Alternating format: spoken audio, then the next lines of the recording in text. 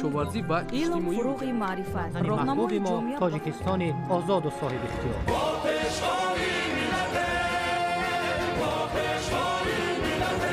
دوست باشید، اتفاق باشید، شکرانه همین دولت کنید، شکرانه همین سرزمین کنید، شکرانه کنید که چنین وطن عزیز و محبوب دارید.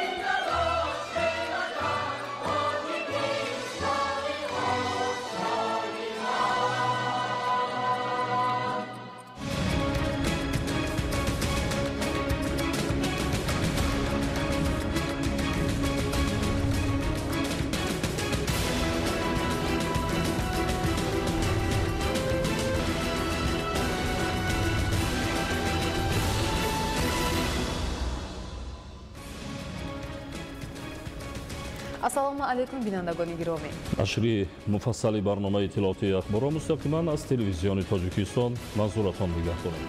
таваҷҷӯҳ намоед ба сархати гузоришҳо.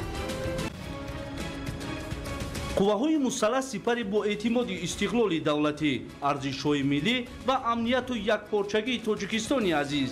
خدمت در سوی قوه‌های مسلح در ارتش ملی این قرض هر یک جوان ما و هر یک شهروند جمهوری تاجیکستان است که ما وطن خود را محافظت میکنیم.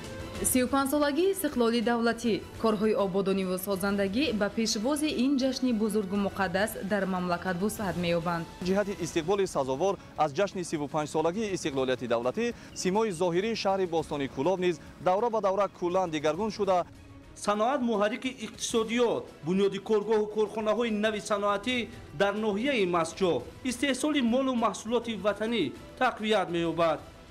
бемасъулиятӣ масъулон ва аз кор мондани нерӯгоҳи шашволон, масъулиятгурезӣ то ба кай? соли сеюме ки кор намекунем, кор намекардам аз новасои об. шаҳри Гулистон, биноҳои валангор бекорхобидаву беозор, айб дар мош аст ё дар ош. суруди сарбоз таҳти ҳамин унвон дар вилояти мухтори кӯҳистони Бадахшон озмун баргузор гардид. сатҳу сифати хизматрасонии тиббӣ дар шаҳри Конибодон беҳтар мегардад. як адад эндовидеоҷарроҳӣ лапароскоп барои шӯъбаи ҷарроҳӣ ва як адад фиброскоп ПГС низ тақдим карда шуд. 12 феврал президенти ҷумҳурии Тоҷикистон пешвои миллат муҳтарам Эмомалӣ Раҳмон кадрҳои ба вазифаҳои роҳбарӣ дар вазорати мудофиа ва қушунҳои сарҳадӣ таъиншударо барои суҳбат ба ҳузур пазируфтанд. бо фармонҳои президенти ҷумҳурии Тоҷикистон ба вазифаи муовини якуми фармондеҳи қушунҳои сарҳадӣ, сардори сарситоди қушунҳои сарҳадии Кумитаи давлатии амнияти миллии ҷумҳурии Тоҷикистон Ҳисензода Назрулло ва ба вазифаи муовини фармондеҳи қушунҳои сарҳадӣ, сардори раёсати қушунҳои сарҳадӣ дар вилояти Суғд Мирзозода Саидшоҳ Давлат таъин гардиданд. дар мувофиқа бо президенти ҷумҳурии Тоҷикистон, намояндаи доимии ҷумҳурии Тоҷикистон дар созмони аҳдномаи амнияти дастҷамъӣ, намояндагони низомии Тоҷикистон дар кишварҳои хориҷӣ ва назди созмонҳои минтақавӣ ва сардорони як қатор раёсатҳои дастгоҳи марказии вазорати мудофиа ва қушунҳои сарҳадии Кумитаи давлатии амнияти миллӣ, роҳбарони воҳидҳои низомӣ ва командирони қисмҳои ҳарбӣ ва дигар ҷузъу томҳои низомӣ дар минтақаҳои гуногуни кишвар аз ҳисоби кадрҳои ҷавону варзида ва соҳибтахассуси низомӣ таъин карда шуданд.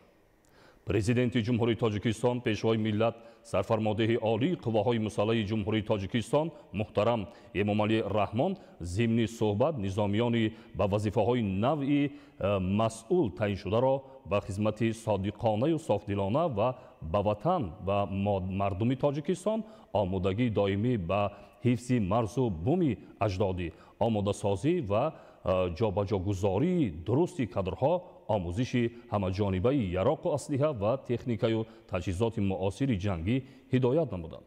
таъкид гардид, ки дар вазъи басо ҳассосу мураккаби имрӯза дар минтақа ва ҷаҳон аз ҳар як афсару сарбоз, ҳар як муҳофизи ватан омӯзиши ҳамаҷонибаи усулҳои муосири ҳарбу зарб, ҳушёриву зиракии касбӣ ва омода будан ба ҳар гуна ҳолатҳои мунтазириву ғайримунтазира талаб карда мешавад. ҳамчунин доир ба غمخواری به سربازان، راه ندادن به مناسبت‌های غیر آیین‌ناموی و تأمینات با صفت احتیاجات قواهای مسلح کشور به مسئولین سفارش‌های مشخص داده شد.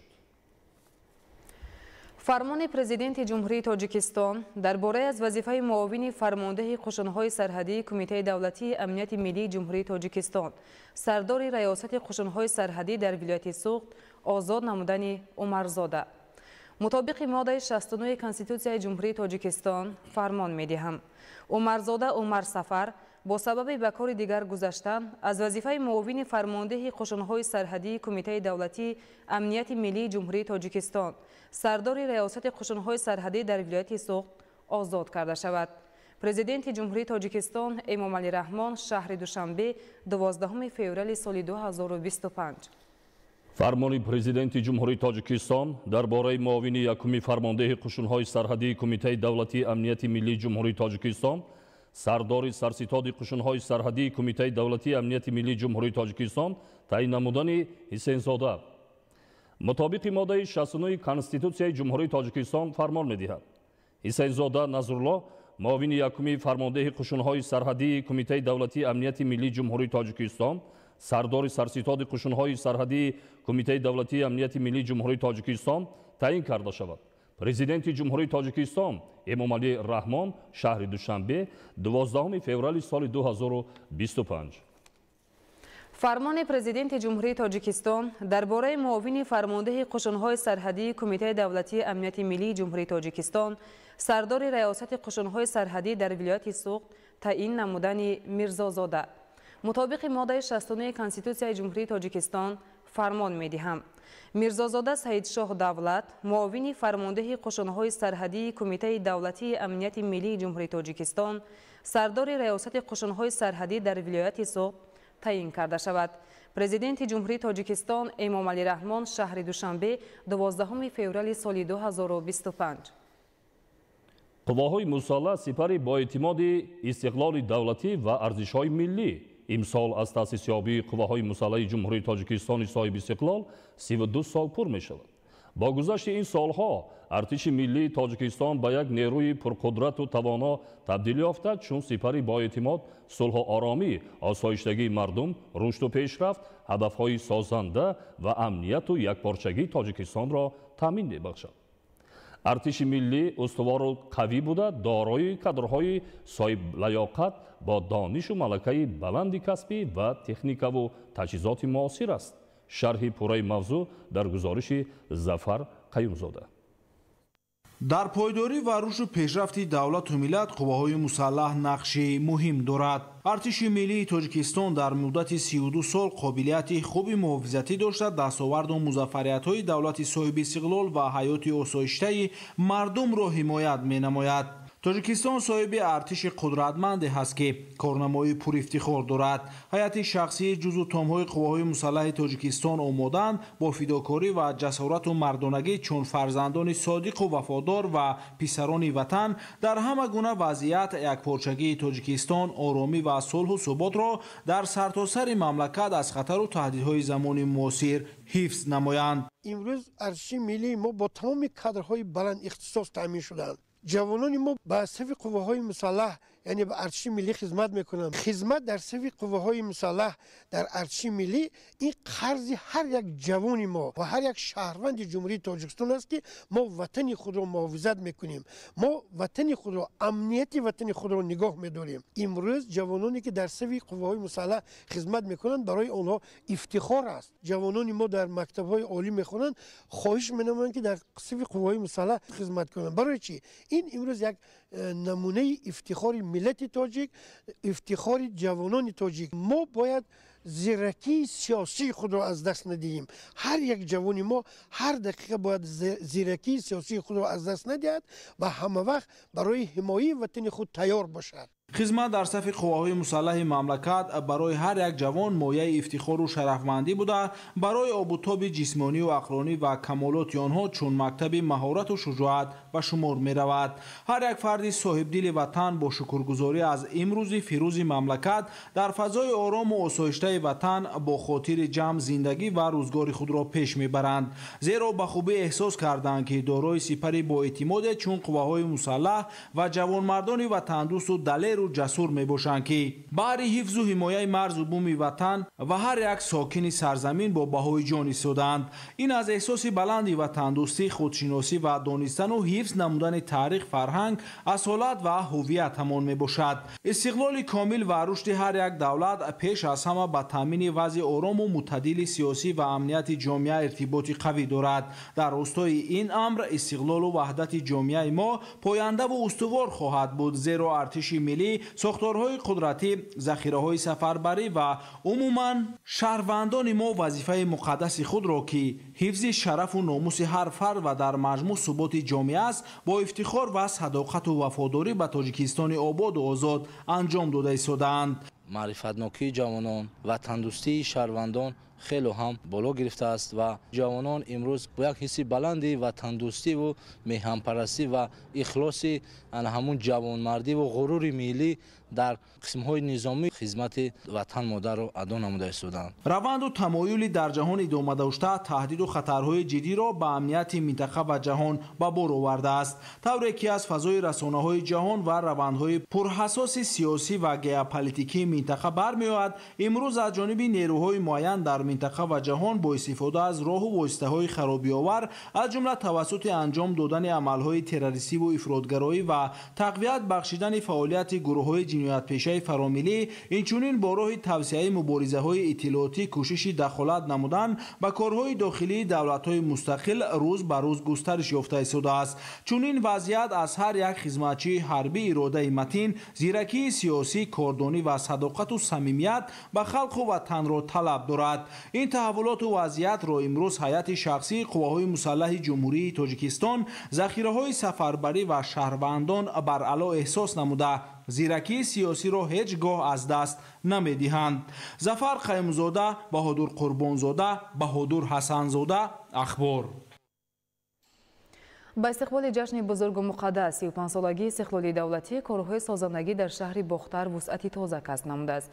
در این زمینه شرایط معاصر استراحت و فراغت برای ساکنان و مهمانان فراهم شده. اینفراستراکچور ساحه راه و نقلیات مکمل گردانیده می شود. گزارش در این خصوص. مکانی برگزاری شورابینی‌های عمومی و فرهنگی و هم مساعد برای ساکنان و مهمانان. اینجا شهر باختر است.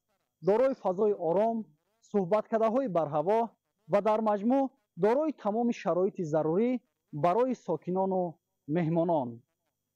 با مقصد در سطح بلند پیشواز گرفتن جشن 35 سالگی استقلالیت دولتی جمهوری تاجیکستان و تطبیق عملی دستور سپارش‌های پیشوای معظم ملت محترم امام علی رحمان، جهت وسعت کارهای سازندگی و بنیادکاری ساکنان و صاحبکاران وطن دوست و آبادگر شهر باختر عزم گرفتند که کوچه و محل و مکان زیست خویش را آباد و اینفراستراکچور ضروری را در سطح بلند مهیا سازند.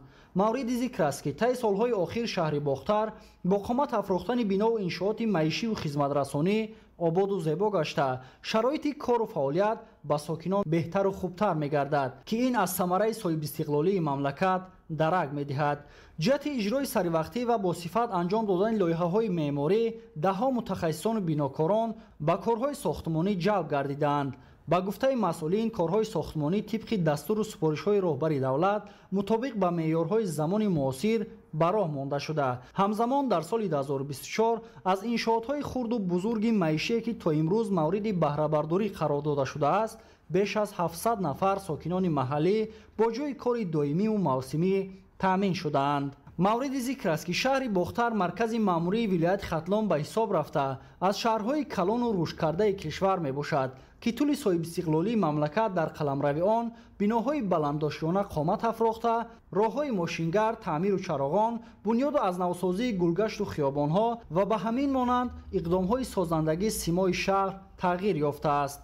من یک ساکن شهر باختر افتخار از آن می‌دارم که شهر زیبای ما روز از روز زیباتر و نظرآبادتر گشته ایستاده است و این همه زیبایی و پیشروی‌های شهر باختر محض با دستگیری‌های حکومت کشور رشد و نمو کرده ایستاده است.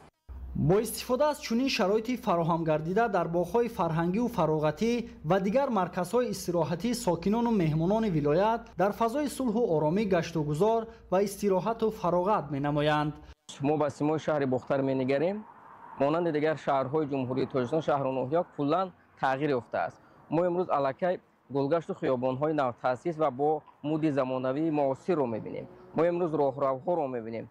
ما امروز می‌بینیم که در داخل شهر باختر علاقه خط سیر اتوبوس فعالیت می‌کند که در شهر و بیرون از ناحیه‌های اطراف شهر باختر به مردم خدمت رسانی می‌کند و یک مبلغ بگیم بهات کم بهات از لحاظ اقتصادی بسیار هم برای مردم دسترس. ساکنان مهنت قرین ولایت ختلان با مسئولیت بلند وطنداری ابراز می‌نمایند که امروز ایام فرا رسیده است که باید هر یک فرد خودآگاه و صاحب وطن پای آبادی و زیبایی هر یک گوشه میهن سهمگذاری نموده با آباد و نظرروا گردیدن منزل زیست، کوچه و راهرو، شهر و ناحیه و در مجموع تاجیکستان عزیز جشن 35 سالگی استقلال دولتی را با دستاوردهای بلند استقبال نمایند.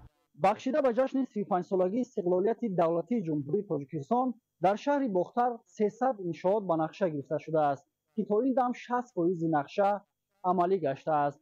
مسئولین نیت دارند که تا وقتی معین شده انشاءات‌های به نقشه گرفته شده را با صفت بلند ساخته و استفاده دهند. محمد رجب عبدالله‌زاده دولت فیض‌الله شهر باختر برای برنامه اخبار. شهر کولاب در زمان استقلال دولتی در همه سمت‌ها به دستاوردهای نظررس نائل شده. در این روند سطح نیکواحوالی ساکنان نیز بالا رفت. بهر استقبال شایسته از جشن 35 سالگی استقلال دولتی در شهر کولاب تدبیرهای آبادانی و سازندگی با وسعت جریان دارد. تفصیلات بیشتر در گزارش نوبتی.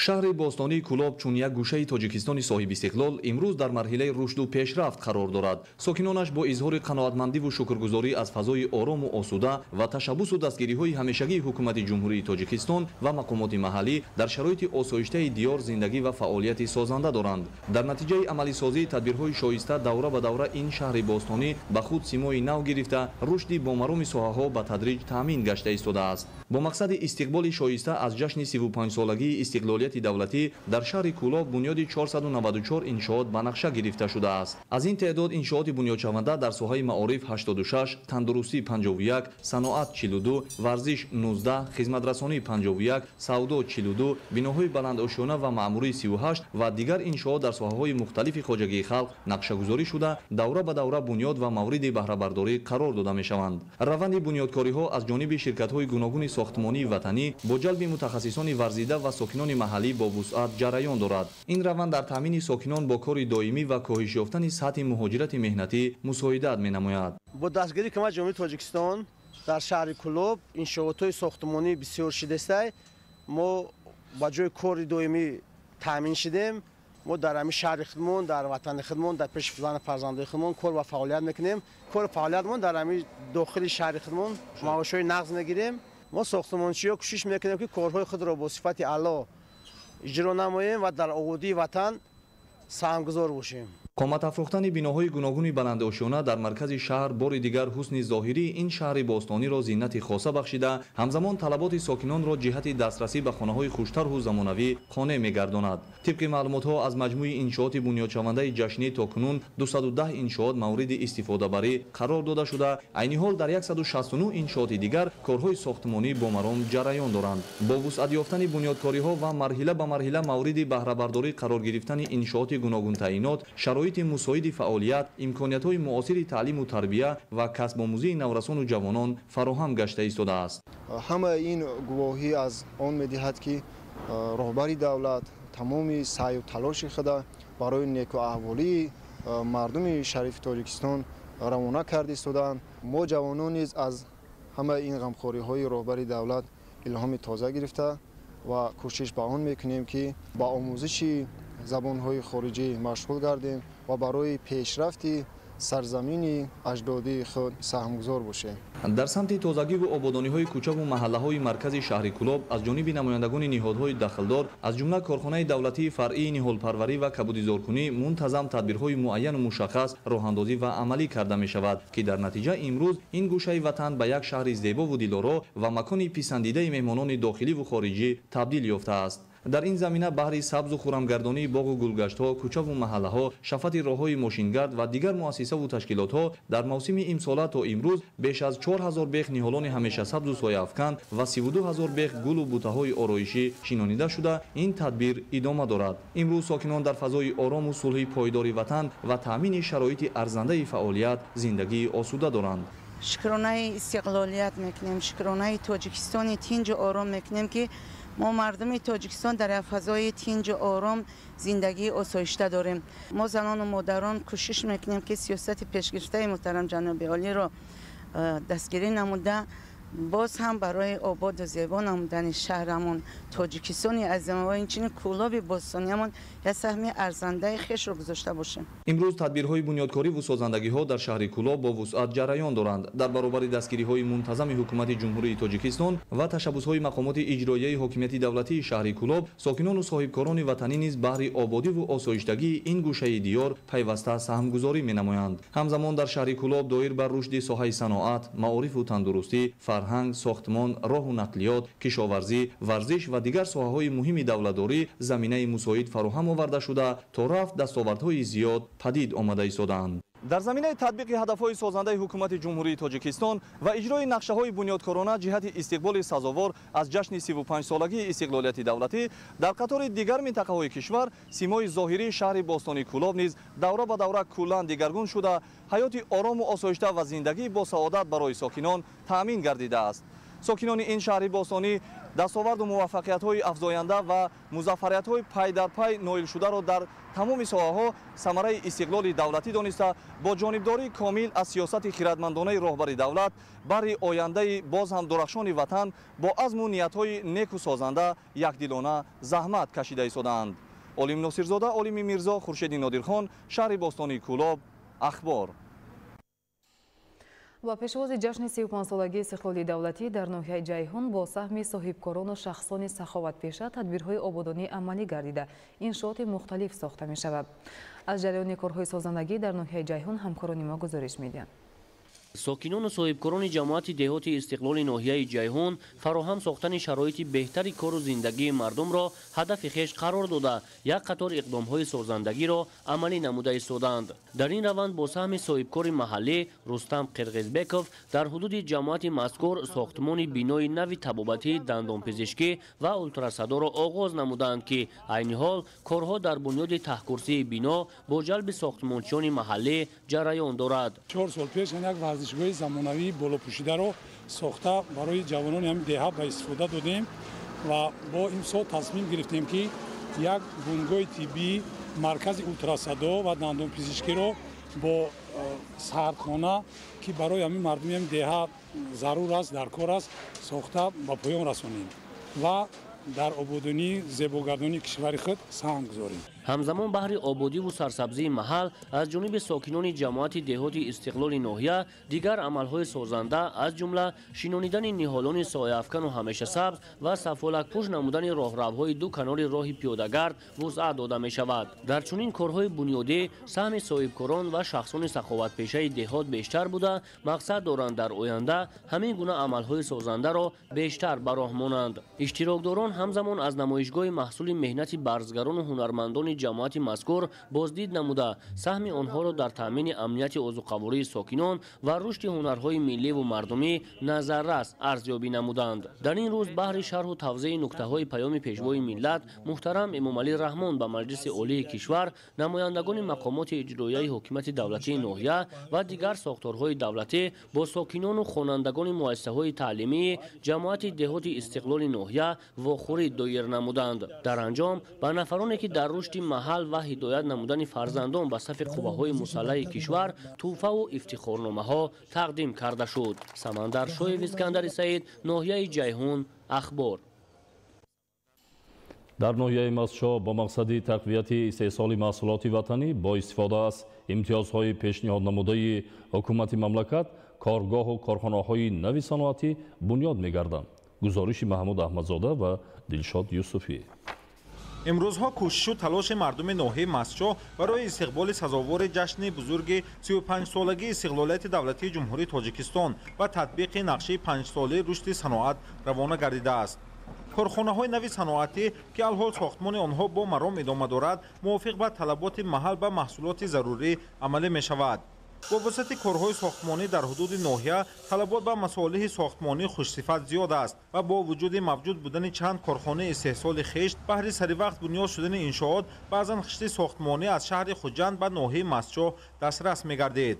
طلبات افزاینده را به نظر گرفته از طرف جمعیت دارای مسئولیت محدود جعفر بنیاد کارخانه استحصال خشت به راه مانده شده است که با مورد استفاده قرار گرفتن اقتدار استحصالی کارخانه تا 100,000 دانه خشت در یک روز و در یک ماه تا 3 میلیون دانه خشت را تشکیل می‌دهد. حالا در رفت اجرای کارها 15 نفر بناکاران محلی به کار تامین شدند و ساختمان کارخانه نو وسعت دارد. تشکیل فابریکای پرنده پروری امکان داد که واردات گوشت پرهیزی پرنده کاهش، استحصال خودی وسیع به راه مانده شده، نرخ محصولات غذایی معتدل نگاه داشته شود.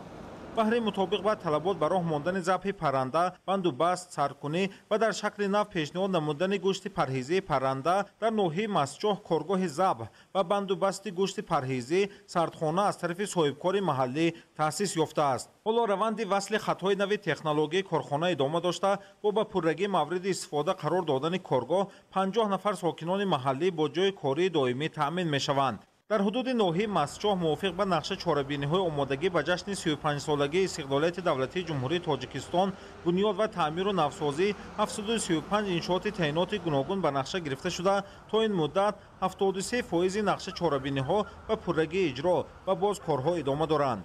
در مرکز ناحیه شهرک بوستان از جانب صاحبکاران محلی مرکزهای سودای خدمت‌رسانی موافق با ساخت معماری انجام داده می‌شود.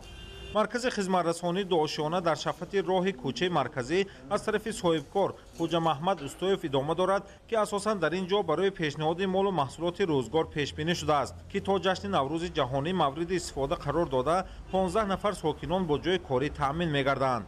بهره بهتر نمودن صفت خدمت‌رسانی طبی به اهالی با فرمایش اداره ساختمان اساسی مقامات اجرایی حاکمیت دولتی ولایت سوغد در نزد بیمارخانه مرکزی ناحیه ماسچو بنای علاوگی طبابتی برای 200 کت بستری و در محله دهقان‌آباد شهرک بوستان بنای مؤسسه تحصیلات میانه عمومی رقم 14 به راه مانده شده است. بنای مؤسسه از 2 آشیانه عبارت بوده برای فراگیری 480 نفر خواننده به تعلیم در شرایط زمانوی پیش بینی شده است. امروزها 31 نفر بناکاران مشغول اجرای کارهای ساختمانی می باشند. در برابر ساختمان بنای طبابتی مؤسسه تعلیمی تا مکتبی از بودجه دولتی ساکنان و صاحبکاران ناحیه ماسچو جهت سهمگذاری در آبادی محل عزم قوی گرفته در نزد مؤسسه تحصیلات میانه عمومی رقم 40 محله دلورزین 8 صنفخانه علاوگی در نزد مؤسسه تحصیلات میانه عمومی رقم 27 8 صنفخانه علاوگی و در جماعت دیهاتی آببردان در نزد کودکستان رقم 5 بنای علاوگی برای فراگیری تا 180 نفر کودکان بنیاد میکنند. بنابر زیادشوی اهالی شماره خوانندگان عین حال 1761 نفر می باشد. با تشبث مقامات اجرایی حاکمیت دولتی ناحیه ماسچو با مردم همین محل کارهای فهماندهی گذرانده شد. در نتیجه ساکنان و صاحبکاران همین محل تصمیم گرفتند که در نزد مؤسسه 8 صنفخانه علاوگی بنیاد کنند برای 400 نفر خوانندگان. بنیاد شدن صنفخانه علاوگی امکان فراهم می‌آورد که من بعد مشکلات جای نشست برطرف می‌شود. ناحیه ماسچو که همچون ناحیه اگراری محسوب می‌یابد با بنیاد کارخانه‌های نوی صنعتی قبول و کارکرد محصولات کشاورزی و راه ماندن استحصال محصولات نیاز اهالی در سمت صنعت نیز به پیشرفت‌ها نائل می‌شود. حالا با عزم و اراده نیک ساکنان و صاحبکاران ساخته شدن کارخانه‌های نو، انشاءات خدمت‌رسانی، بناهای تعلیمی و تا مکتبی، شرایط تعلیم، کار و خدمت‌رسانی بهتر و با این حساب در آینده ناحیه باز هم رشد می‌کند. در دایره آمادگی‌ها با جشن 35 سالگی استقلالی دولتی جمهوری تاجیکستان در ناحیه دیوشتیش بنیاد و نوسازی ده‌ها انشاءات گوناگون تعیینات ادامه داشته. ساکنان با کار دائمی تامین می‌گردند.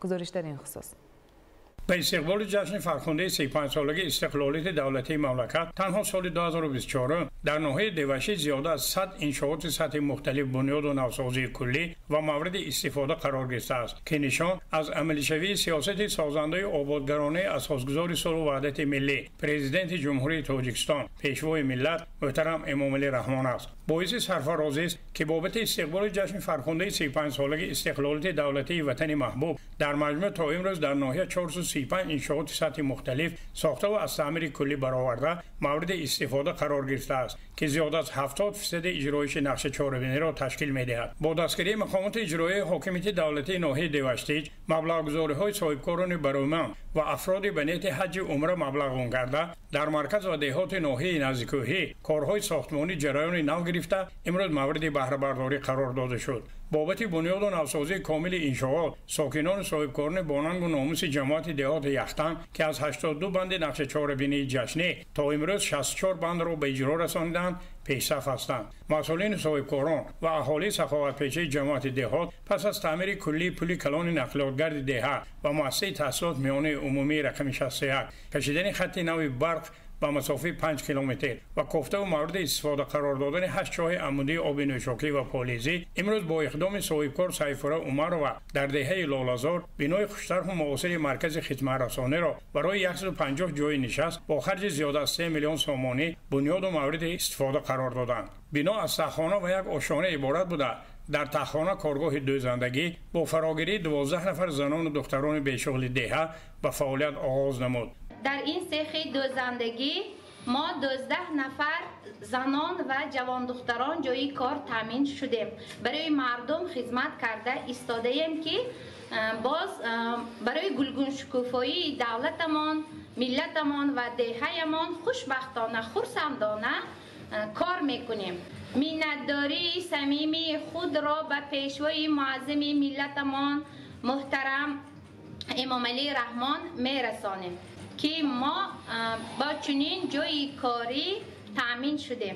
اقدام اینه که صاحبکار سیفالله عمر و را برادران صاحبکار فاضل و آخوند بابایفا در دهه لاله‌زار جماعت دهات یختن ناحیه دوشتی ادامه عبرت بخش داده بنای خدمت رسانی را با خرج بیش از 800,000 سومانی و با رنگ و جلوی تازه بنیاد کرده پیشکش ساکنان زیاده از 5000 نفره دهه گردانیدند. در آشانه یکم مغازه مالهای طلبات هر روزه با نصب تجهیزات رقمی حساب کننده، سرتراشخانه، دکان فروش گوشت و داروخانه جای گرفته. در آشانه دوم چایخانه و آشخانه برهوا برای استراحت و فراغت ساکنان دهه لاله‌زار بنیاد کرده شده است. مضبوط بابازاده، فردوس عمرов، آرزو معروفov، ناحیه دوشتی، اخبار. با استقبال جشن 35 سالگی استقلال دولتی جمهوری تاجیکستان در ناحیه شهر نو بنیاد و از نوسازی 222 انشاءات به نقشه گرفته شده است که تا امروز 119 انشاءات مورد استفاده قرار داده شده است. گزارش فریدون صبحان و صدرالدین ابراهیم.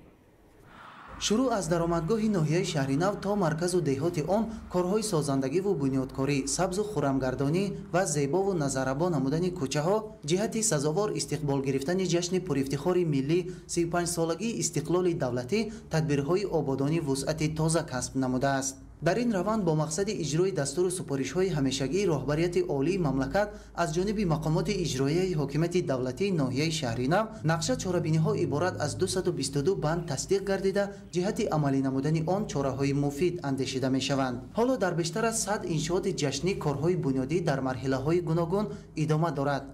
از جمله در نزد بیمارخانه مرکزی ناحیه ساختمان بینای نوی تولدخانه جریان دارد که در مهلت معین گردیده با فراهم آوردن تمام شرایط خدمترسانی طبی به استفاده داده می شود.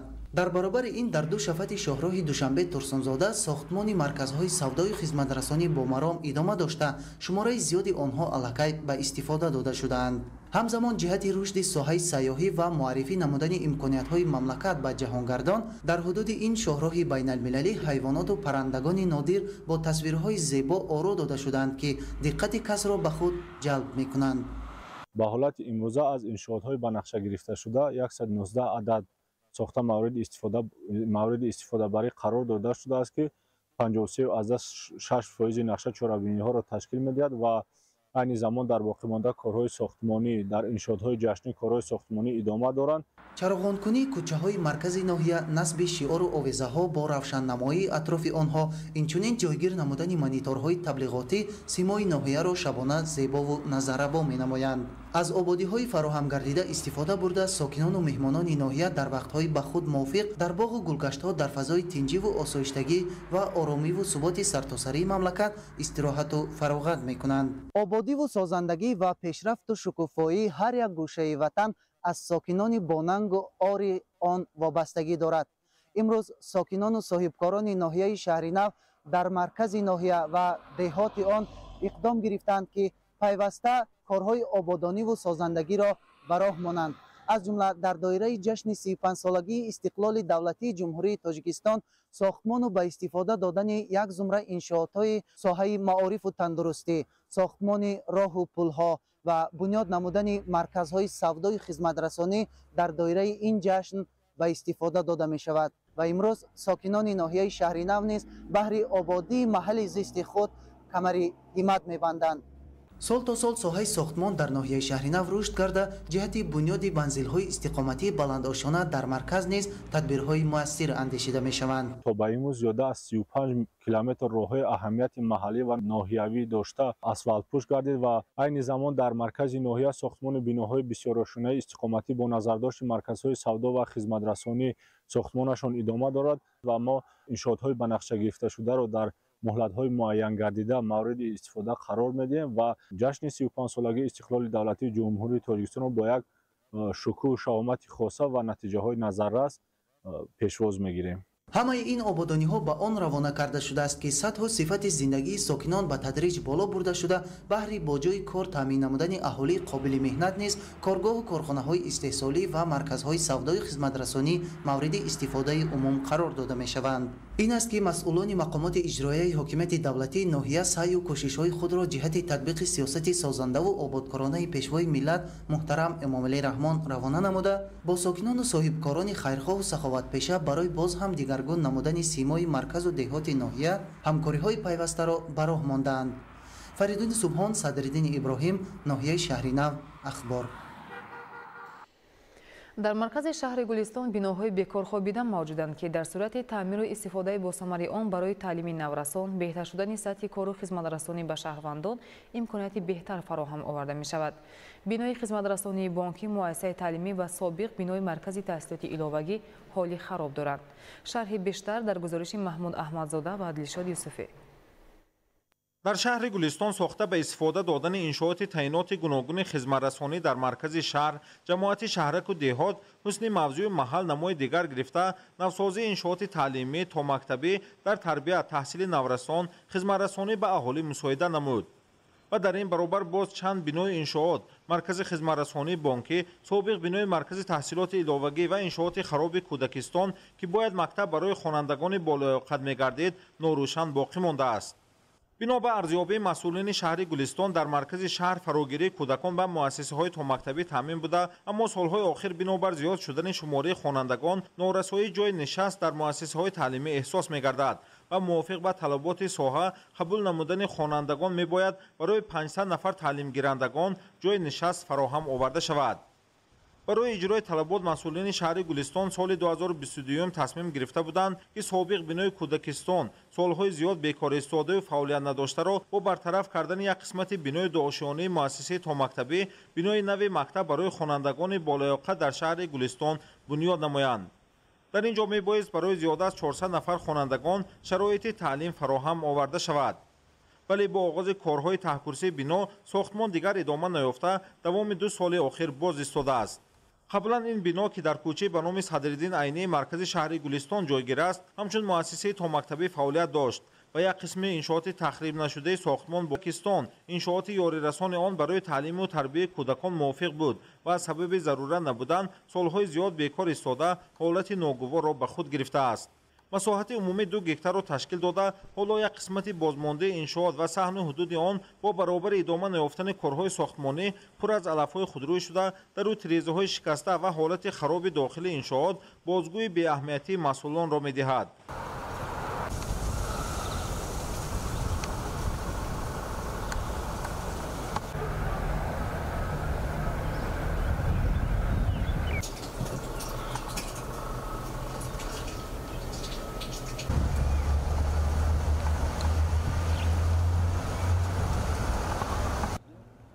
در مرکز شهر گلستان باز دو انشاءات دیگر موجود است که به تعمیر کلی و استفاده بری با مقصد نیاز دارند. یکی از این بناها مرکز خدمترسانی تاجیک صادرات بانک می باشد که سالهاست با چنین حال بیکار باز ایستاده است. همزمان بنای مرکز تحصیلات علاوگی شهر نیز بعد بنیاد بنای نو در دیگر محله شهر شرایط بهتر به تعلیم گیرندگان بنای قبلی کهنه و فرسوده شده و تاکید مسئولین در نقشه دارند که سال روان بنای دو آشیانه را تعمیر اساسی کرده برای فعالیت کارمندان شعبه معارف شرایط بهتر فراهم آورند. طوری مسئولین مقامات اجرایی حکومت دولتی شهر گلستان اظهار داشتند موافق به نقشه سال روان سابق بنای مرکز تحصیلات علاوگی را نوسازی می‌نمایند. اما جهت ادامه ساختمان بنای مکتب برای خوانندگان بالیاقت در این سال هیچ معلومات یا نقشه کاری پیشنهاد نکردند. این در حالی است که در مرکز شهر گلستان طلبات و جای نشست در مؤسسه‌های تعلیمی هر سال زیاد می شود. در وقت و فرصت و امکانیت تدبیرجویی نمودن جهت حل این مسئله نیز ضرور می باشد. وابسته به وضع خراب و تعمیرطلبی انشاءات مختلف در شهر و ناحیه‌های منطقه کلاب طریق برنامه اطلاعاتی اخبار تلویزیون تاجیکستان گزارش‌ها نشر شدند، ولی تا هنوز در این سمت مشکلات و کمبودی‌ها جای دارند. خبرنگاران ما در جماعت دهات سرچشمه ناحیه شمس‌الدین شاهین بنایی را مشاهده نمودند که به تعمیر نیاز دارد. این بنا به خانه فرهنگ جماعت مذکور تعلق دارد. توجه نمایید. خانه فرهنگ جماعت دهاتی سرچشمه ناحیه شمس‌الدین شاهین یکی از مؤسسه‌های فرهنگی است که در دریافت استعدادهای ساحه صنعت و موسیقی، سرآیندگی و در این رویه آماده نمودن نورسان، به کتابخانه جلب کردن خوانندگان مؤسسه‌های تعلیمی، اینچنین در تشکیل و برگزاری چهاربینی‌های گوناگون فرهنگی حدود جماعت دهاتی مذکور سهمی ارزنده دارد. این مؤسسه سال‌های طولانی است که فعالیتی نظرش داشته حالت فعلی بنای آن نه آنقدر خوب به چشم می‌رسد. در نتیجه بارشات برف و باران ضرورت تعمیر و برقرارسازی قسمی از دیوارهای بنا به میان آمده است. همیشه با یگان طلبات جواب نمیته. این خدیده ایستاده این همه گشتگی میگرده تمام دیگه رو ندارن.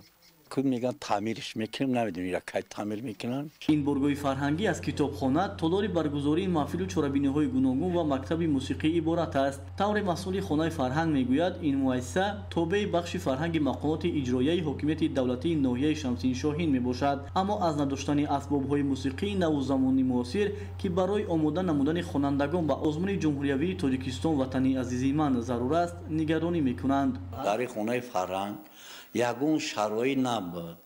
همیشه این اوز مورکو نو دو مشتری خاص بویم که همه شخصی خدمت وردگیم.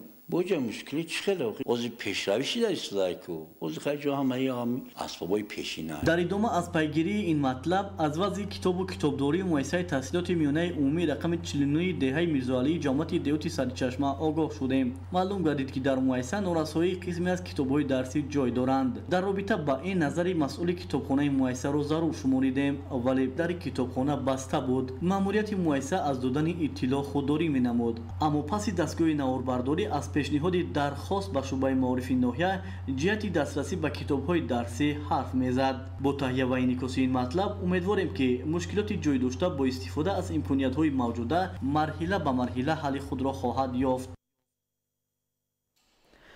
در ناحیه‌های منطقه رشت 6 نیروگاه برق آبی فعالیت داشته اقتدار لایحه‌ای آنها بیش از 4 مگاوات را تشکیل می‌دهد. متاسفانه از خنک‌نظری و بی‌مسئولیتی مسئولان ساختارهای داخلدار ساحه نیروگاه شوالان ناحیه نورآباد از کار مانده است. در نیروگاه سنگیرک ناحیه رشت و پیتاوکلی ناحیه لخش یک اگریگات با علت‌های تکنیکی سالها باز به تعمیر احتیاج دارند. گزارش دیگولی محمود. بنیاد نیروگاه‌های خرد برقی آبی در ناحیه‌های منطقه رشت با استفاده از مبلغ‌های حکومت جمهوری تاجیکستان و دیگر شریکان سرمایه‌گذار سالهای صاحب استقلالی عملی شدند تا تامینات اهالی کوهستان با نیروی برق باز هم بهتر و خوبتر گردد. از جمله دوام سالهای سپری شده متخصصان در ناحیه نورآباد نیروگاه برقی آبی ششوالان عبارت از یک اگریگات با اقتدار لایحه‌ای 183 کیلووات در ناحیه رشت، نیروگاه سنگیکر و توتک دارای 3 اگریگات با اقتدار 1592 کیلووات، فتح‌آباد ناحیه تاجیک‌آباد دارای یک اگریگات با اقتدار 283 کیلووات در ناحیه لخش، نیروگاه پیتاوکول 1 پیتاوکول 2 عبارت از 3 اگریگات با اقتدار 1334 کیلووات ساعت را ساخته به استفاده دادند. ساختمان نیروگاه برقی آبی از موجود بودن ذخیره های آب سرچشمه گرفته مکان جایگیرشوی و ساختمان انشاءات وابسته به شرایط محل و دیگر عامل‌های جوابگو به طلبات تکنیکی بنیاد شدند تا بدین وسیله اقتدار انرژتیکی در باز هم افزایش یابند.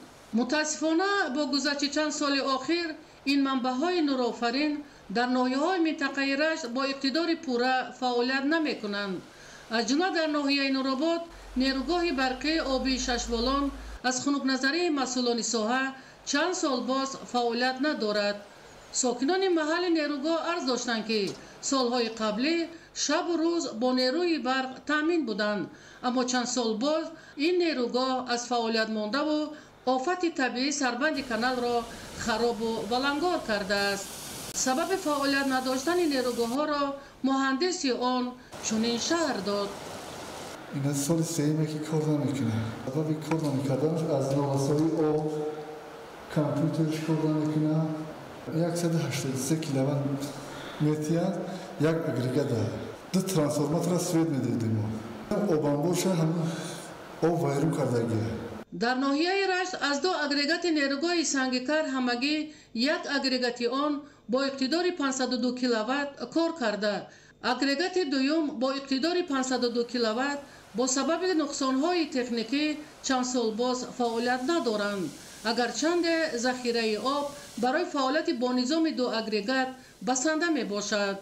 در ناحیه لجه از 2 نیروگاه موجوده یک اگریگات نیروگاه پیتاوکول 2 با اقتدار 552 کیلووات چند سال باز به تعمیر و برقرارسازی احتیاج دارد. اما این مشکلات کی حل می شود وقت نشان خواهد داد، زیرا برای برقرارسازی منبع‌های نورآفرین ناحیه‌های کوهستان مسئولان ساحه باید مسئولیت و حس وطندوستی را پیشه نمایند تا این نیروگاه‌ها با اقتدار پوره فعالیت نمایند. ایدیگولی محمود دادرجان میرزازاده برای برنامه اخبار از منطقه رشت. ادامه اخبار. در اساس دستور و سپارش‌های پرزیدنت جمهوری تاجیکستان پیشوای ملت محترم امامعلی رحمان، معاون سروزیر جمهوری تاجیکستان، راهبریت وزارت کشاورزی، اکادمیای علم‌های کشاورزی، نمایندگان کارخانه واحد دولتی تاجیک اگرالیزینگ، агентии давлатии беҳдошти замин ва обёрӣ, муассисаи давлатии экспедитсияи мубориза бар зидди малах, кумитаҳои ҳифзи муҳити зист, таъминоти бехатарии озуқаворӣ, роҳбарияти мақомоти иҷроияи ҳокимияти давлатии вилояти Хатлон дар минтақаи Кӯлоб бо роҳбарони хоҷагиҳои деҳқонӣ ва корхонаҳои қабул ва коргарди пахтаи ноҳияи Фархор вохӯрӣ анҷом доданд.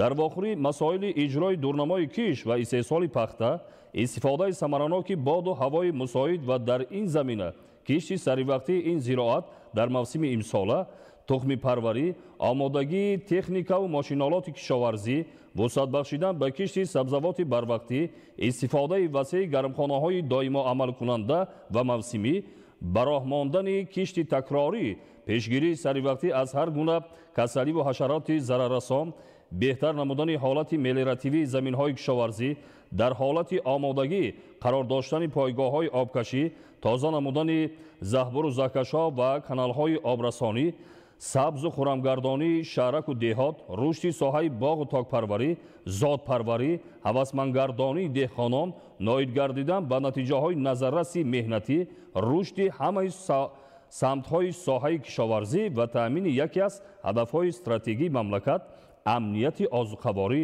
баррасӣ шуданд. تطبیق با ثمر سیاست دولتی جوانان از روزهای نخستین صاحب استقلالی در محور فعالیت حکومت جمهوری تاجیکستان قرار دارد.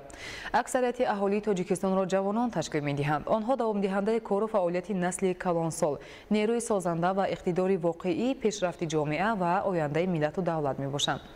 حالا همکارمان دلیری بازار از شهر پنجکین با ما در تماس هستند و با همصحبت خود از ساعت‌های ساحه کار با جوانان و ورزش را در زمان صاحب استقلالی در این شهر مطرح می‌نمایند.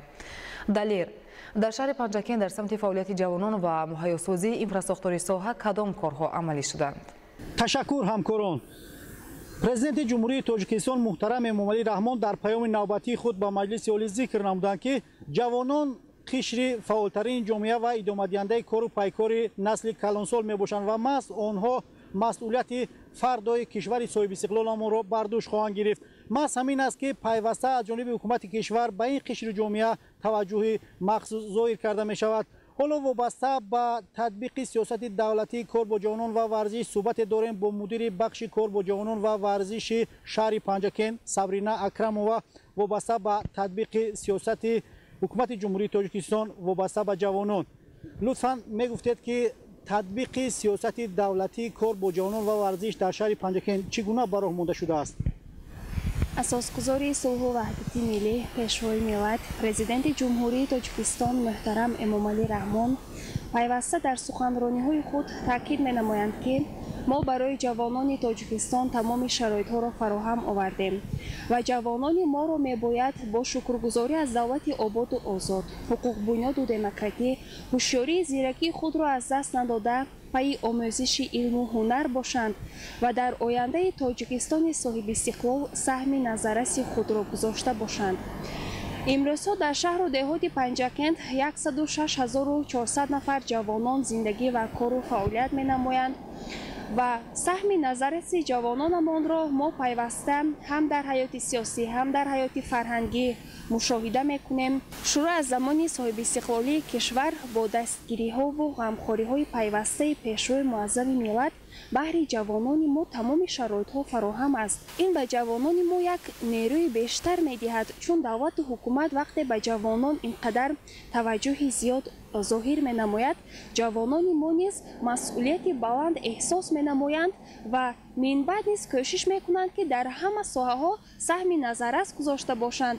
таи чанд соли охир бо дастгирӣ ва сарпарастии бевоситаи пешвои муаззами миллат муҳтарам Эмомалӣ Раҳмон дар саросари кишвар озмунҳои ҷумҳуриявӣ баромонда шуданд ки дар он аз тамоми гӯшаҳои кишвар ҷавонони зиёде иштирок мекунанд. иштироки наврасону ҷавонони шаҳри Панҷакен дар ин озмунҳои бонуфуз чӣ гуна аст? воқеан ҳам аз ҷониби пешрои муаззами миллат эълон ва сарпарастии озмунҳои ҷумҳуриявӣ фуруғи субҳи донои китоб аст, илм фуруғи маърифат ва Тоҷикистон ватани азизи ман. ин хеле иқдоми муҳим ва саривақтӣ аст, чун шуруъ аз соли 2019 ки ин озмунҳо эълон гардид ва сол то сол идома дода мешавад ва ҳамчунин дар баробари идома гардидани ин озмунҳо сол аз сол аз ҷониби муҳтарам пешрои муаззами миллат ҷоизаҳо низ баланд гардида истоданд ва айни замон дар ҳамаи манотиқи кишвар аз ҷумла дар шаҳру деҳоти Панҷакен низ чӣ насли наврас, чӣ ҷавонон ва чӣ насли калонсол дар китобхонаҳо мебинед ба китобхонӣ машғул ҳастанд, ба ихтироъкорӣ машғул ҳастанд, ба сурудхонӣ.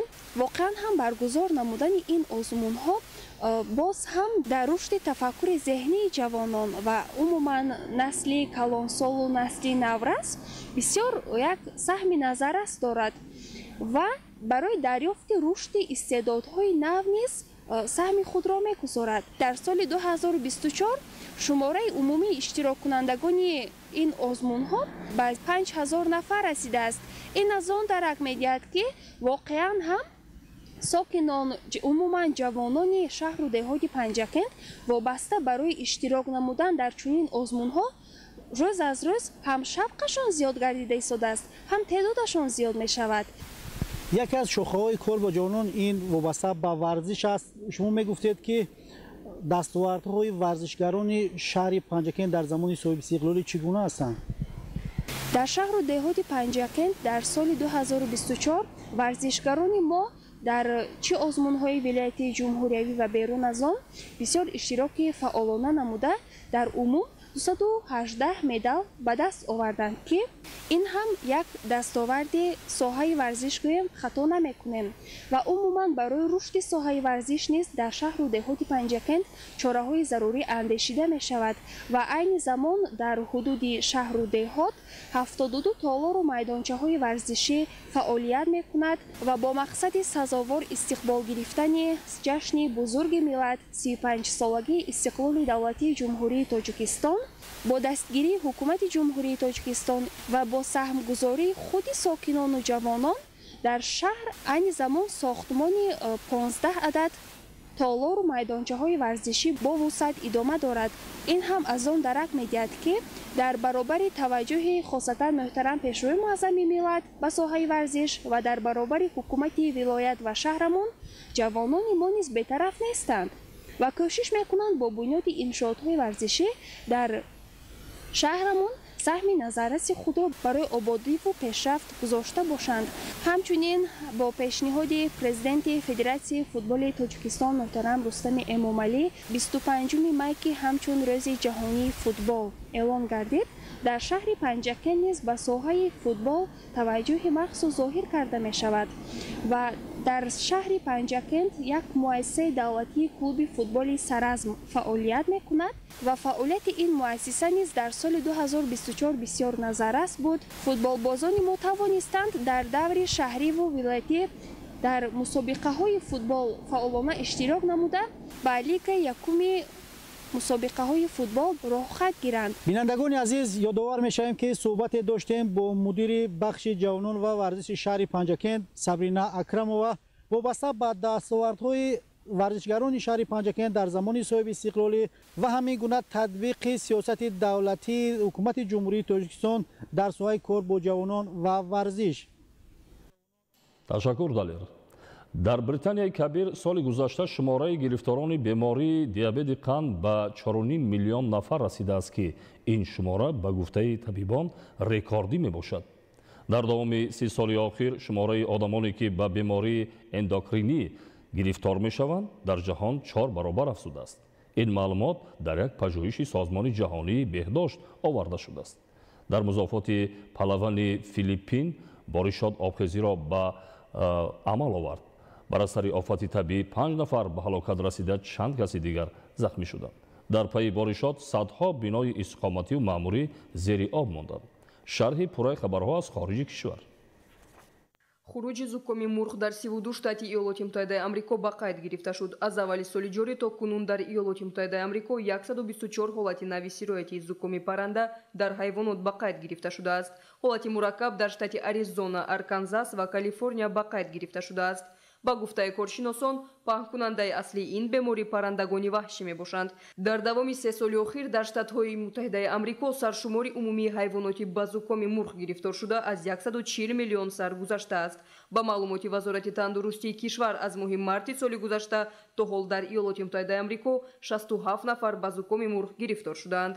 вазъият саноати мурғпарварии мамлакатро зери хавф гузоштааст. давоми 3 соли охир дар иёлоти муттаҳидаи амрико бар асари хуруҷи зукоми парранда тақрибан 82 миллион сар мурғ нобуд карда шудааст. кормандони хадамоти дахлдор ҷиҳати пешгирӣ аз паҳншавии вируси мазкур дар фермаи мурғпарварӣ корҳои профилактикӣ мегузаронанд.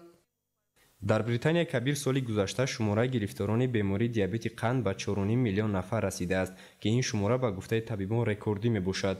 дар давоми 30 соли охир шумораи одамоне ки ба бемории эндокринологӣ гирифтор мешаванд дар ҷаҳон 4 баробар афзудааст. ин маълумот дар як пажӯҳиши созмони ҷаҳонии беҳдошт оварда шудааст. аввалин ташхиси беморӣ бо афзоиши доимии сатҳи қанд дар хун тавсиф мешавад ки организм онро коркар карда наметавонад. طبق گزارش دیابت یونایتد کینگدم سال گذشته در بریتانیا کبیر 4.6 میلیون حالت گرفتار شدن با دیابت به قید گرفته شده است که این در مقایسه با سال 2023 200,000 زیاد است. محققان این تمایل را بحران سالمی پنهانی مینامند، زیرا بیش از 1 میلیون نفر در بریتانیا کبیر رسما ثبت نشدند و شاید حتی نمیدانند که آنها به بیماری قند گرفتار شدند. میلیون ها آدمانی که با همان نمود دیابت قند زندگی میکنند به نگاه و بین بهتر نیاز دارند. محققان دو شکل اساسی دیابت را جدا میکنند. نوع یک به حالتهای داخل دارد که سیستم مسنونیتی بدن و حجره‌های غدود زیر معده یکجا میشوند که گرمانی را با نام انسولین تولید میکنند. آن برای مبادله کربوهیدرات‌ها مسئول است. و دیابت نوع دو این بیماری است که انسولین به مقدار کافی استحصال میشود اما ارگانیسم آن را ثمراناک استفاده برده نمیتواند. تقریبا 90% حالتهای معین شده نوع دوم بوده. عامل‌های اساسی خوف پیدایش آن ارثیت و فربهی و طرز حیاتی نشسته را تشکیل می‌دهند. این بیماری می‌تواند باعث نابینایی و سکته قلب گردد. طبق معلومات سازمان جهانی بهداشت در طول 30 سال اخیر شماره گرفتاران دیابت قند در سراسر جهان 4 مراتبه افزایش یافته است. به حساب فایز حصه اهالی کلانسالان از 7 تا 14% افزود. همین طریق در ایالات متحده در طول 4 سال اخیر طلبات به داروهای دیابت قند در بین نورسانی از 12 تا 18 ساله نیز افزایش یافته است. تقریبا 15 میلیون کودک آمریکایی وزن زیادتی دارند و به بیماری دیابت نوع 2 گرفتارند. طبق معلومات مرکز ملی امور تندرستی، تقریبا 40% ساکنان ایالات متحده آمریکا از وزن زیادتی اذیت میکشند. در جمهوری مردمی چین باشد 140 میلیون نفر گرفتار دیابت قند هستند. تقریبا 40 میلیون نفر آنها به استفاده انسولین یکعمری وابسته‌اند. بیشتر از نصف بیماران سن و سال 30 ساله در سراسر جهان طبابت ضروری را برای این بیماری نمیگیرند. در دوام 10 سال اخیر برای طبابت دیابت قند زیاده از 40 نوع دارو و سوزانداروهای نو تصدیق کرده شدند. تا سال 2026 بازار جهانی داروهای ضد دیابت به 68 میلیارد یورو میرسد. این معلومات در گزارش شرکت کنسالتینگی هندوستان فورچون بیزنس اینسایت آورده شده است. در سراسر جهان محققان درباره میکروچیپ‌های فکر می‌کنند که دیابت نوع 1 را پیش از پیدا شدن علامت‌هایش تشخیص می‌کنند و نانو ربات‌هایی که هنگام حرکت در جریان خون سطح گلوکوز را چین می‌کنند. با معلومات کارشناسان راهی بهترین پیشگیری دیابت قند سری وقت از تشخیص گذاشتن و رعایت طلبات طرز حیاتی سالم میباشد. در مضافات پهلوان فیلیپین بارشات آبخیزی را به عمل آورد. بر اثر آفت طبیعی 5 نفر به هلاکت رسیده، چند کس دیگر زخمی شدند. در پی بارشات صدها بنای استقامتی و معموری زیر آب ماندند. وابسته به این کارمندان خدمات داخلدار از منطقه‌های زیر خطر آبخیزی قرار داشته، ساکنان را به جاهای بی‌خوف می‌کوچانند. طغیان آب راه و پل‌های نقلیاتگرد را خراب کرده، حرکت واسه‌های نقلیات به چند منطقه‌های اهالی نشین غیرامکان گردید. همچنین آبخیزی به زمین‌های کشاورزی نیز ضرر جدی رساند. بارشات شدید خطای انتقال نیروی برق را کارناشایان کرده، سبب از استفاده برق محروم ماندن ساکنان گردید. برای برطرف نمودن عاقبت‌های آبخیزی، کارمندان خدمات داخلدار فعالیت دارند. در لیبیا ҳафтаи равон кормандони хадамоти дахлдор ҳудуди 50 қабри дастаҷамъона дигар дар як хуҷагии деҳқонии шаҳри куфра пайдо карда, онҳоро барои аз ташхис гузаронидан ба беморхона интиқол доданд. қабрҳои дастаҷамъии муҳоҷирон дар либия кам нестанд. соли гузашта мақомот ҷасади дасти кам 65 муҳоҷирро дар минтақаи шуайриф пайдо карданд. либия як нуқтаи асосии транзитӣ барои муҳоҷирон аз африқо ва ховари миёна аст, ки мехоҳанд ба аврупо бирасанд. қочоқчиён аз бесуботии беш аз 10 соли охир истифода карда гурезагони кишварҳои Чад, Нигер, Судан, Ҷумҳурии Арабии Миср, Алҷазоир ва Тунисро ба кишварҳои Аврупо интиқол доданд. созмонҳои ҳуқуқи башар дар тӯли солҳо дар бораи мавриди латукуб қарор гирифтани гурезагон дар Либия хабар дода буданд. созмони милали муттаҳид ба далели мавҷуд набудани кафолатҳои зарурӣ ва шароити амнияти фаъолияти худро дар музофоти Саъдаи қатъ намуданд. намояндагони созмони милали муттаҳид қатъ намудани интиқоли кӯмакҳои башардӯстонаро дар вилояти Саъдаи Яман пас аз асир гирифтани 8 кормандаш аз ҷониби гурӯҳҳои ҷиноятпеша рабт медиҳанд. моҳҳои охир даҳо корманди созмони милали муттаҳид дар пойтахти Яман шаҳри Санъо аз тарафи гурӯҳҳои ҷиноятпеша асир гирифта шуданд. охири моҳи гузашта гурӯҳҳои ҷиноятпеша 24 корманди созмони милали муттаҳидро боздошт карданд, ки то кунун ягон нафари онҳо то ҳол озод карда нашуданд. бо вуҷуди ин ҳам созмони милали муттаҳид уҳдадории комили худро барои расонидани кӯмакҳои башардӯстона ба миллионҳо нафари ниёзманд дар Яман тасдиқ мекунад. ба гуфтаи созмони милали муттаҳид дар Яман 19 миллион нафар ба кӯмак ва ҳимоя ниёз доранд. дар музофоти Саъда 7 муассисаи созмони милали муттаҳид аз ҷумла барномаи ҷаҳонии озуқа, созмони ҷаҳонии беҳдошт ва ЮНИСЕФ ва ҳамчунин чанд созмони байналмилалии дигар фаъолият мекунанд. гурӯҳҳои ҷиноятпеша дар бораи тасмими созмони милали муттаҳид изҳори назар накарданд. дар Яман аз соли 2014 то кунун дар натиҷаи нооромиҳои дохилӣ беш аз 150 000 нафар ба ҳалокат расиданд. муҳофизони наздиксоҳилии Испания дар ҷазираҳои Канор 389 гурезаро наҷот дода, онҳоро ба қароргоҳи муваққатӣ интиқол доданд. ба гуфтаи кормандони хадамоти дахлдор, гурезагон шаҳрвандони кишварҳои Африқо буда, дар миёнаи онҳо занону кӯдакон низ ҳаст.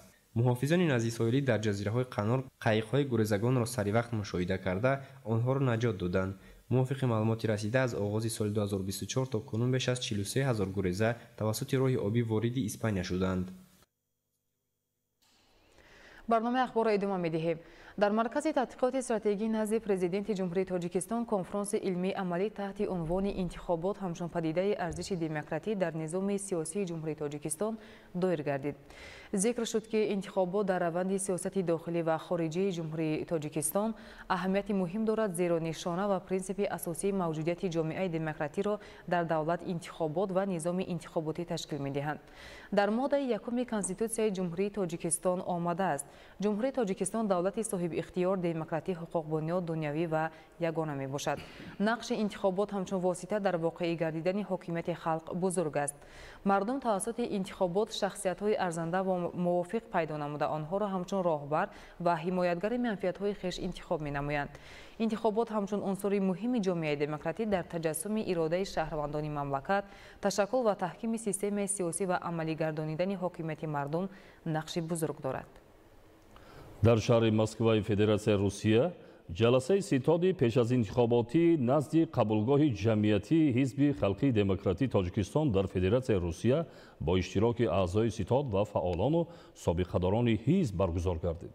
ضمن برگزاری جلسه آمادگی ستاد پیش از انتخاباتی نزد قبولگاه جمعیتی حزب خلقی دموکراتی تاجیکستان در فدراسیای روسیه در روند انتخابات وکیلان مجلس نمایندگان مجلس عالی جمهوری تاجیکستان کارهای اطلاعات رسانی در بین شهروندان، جلب شهروندان جمهوری تاجیکستان در روند انتخابات، گذرانیدن واخوری و صحبت‌های ترغیباتی تشویقاتی در بین شهروندان تاجیکستان محاکمه گردید.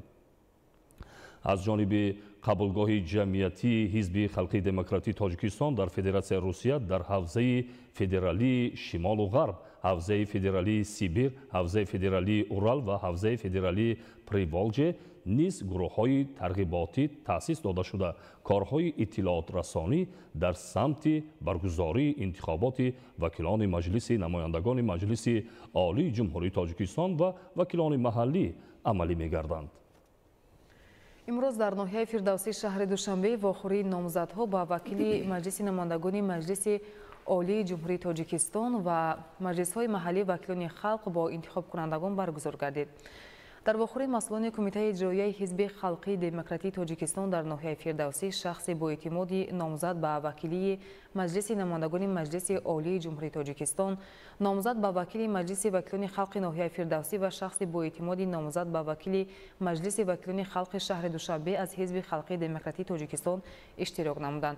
شخصانی با اعتماد نامزدها اوید به هدف و مقصد در سمت تطبیق سیاست دولتی که در برنامه پیش از انتخاباتی نامزدها انعکاس یافته است اندیشه‌رانی نمودند. یادآور می‌شویم که دوم مارس سال 2025 در تاجیکستان انتخابات مجلس نمایندگان مجلس عالی جمهوری تاجیکستان و مجلس‌های محلی وکیلان خلق دایر می‌گردد. با ابتکار کمیسیه حوزوی انتخاباتی یک مندته شامنسورسه آید به انتخابات وکیلان مجلس نمایندگان مجلس عالی جمهوری تاجیکستان در کنسرواتوریای ملی تاجیکستان تشویقات پیش از انتخاباتی نامزدها به وکیلی مجلس نمایندگان مجلس عالی جمهوری تاجیکستان گذرانیده شد. ذکر گردید که انتخابات در روندهای سیاست داخلی و خارجی جمهوری تاجیکستان اهمیت مهم دارد، زیرا یک نشانه و پرینسیپ اساسی موجودیت جامعه دموکراتی را در دولت، انتخابات و نظام انتخاباتی تشکیل می‌دهد. موافق ماده 39 قانون کنستیتوسیونی جمهوری تاجیکستان درباره انتخابات مجلس عالی جمهوری تاجیکستان دعوت به شهروندان، نامزدها، حزب‌های سیاسی در دوره پیش از انتخابات به ممانعت تشویقات بردن را موافق قانونگذاری جمهوری تاجیکستان تأمین می‌نماید. در واخوری نامزدها و شخصانی با اعتماد آنها برنامه پیش از انتخاباتیشان را به انتخاب کنندگان معرفی نمودند. در اساس نقشه تشویقات پیش از انتخاباتی نامزدها به وکیلی مجلس نمایندگان مجلس عالی جمهوری تاجیکستان تا 26 فوریه سال 2025 ادامه می‌یابد. امروز در ناحیه درواز واخوری نامزدها به وکیل مجلس نمایندگان مجلس عالی جمهوری تاجیکستان از حوزه یک مندته انتخاباتی ونج چیل با انتخاب کنندگان دایر شد. نامزدها محتوای برنامه‌های پیش از انتخاباتی خود را به سمع شهروندان رسانیدند. انتخابات در روند سیاست داخلی و خارجی جمهوری تاجیکستان اهمیت مهم دارد، زیرا نشانه و پرینسیپ اساسی موجودیت جامعه دموکراتی را در دولت، انتخابات و نظام انتخاباتی تشکیل می‌دهند. از این رو در کنستیتوسیای تاجیکستان چون دولت صاحب اختیار، دموکراتی، حقوق بنیاد، دنیوی و یگانه معرفی گردیده است. در شهر سراوشان واخوری نمایندگان حزب‌های سیاسی و نامزدها با وکیلی مجلس نمایندگان مجلس عالی جمهوری تاجیکستان با انتخاب کنندگان برگزار گردید.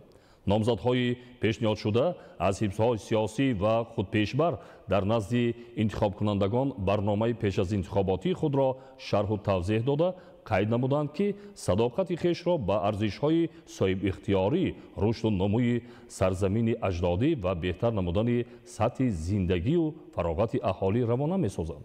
با مقصد در سطح بلند تشکیلی و سیاسی برگزار نمودن انتخابات در شهر استراوشان و ناحیه شهرستان حوزه انتخاباتی یکمندتی استراوشان 23 تشکیل گردیده از 40 حوزه و 98 участок انتخاباتی عبارت میباشد.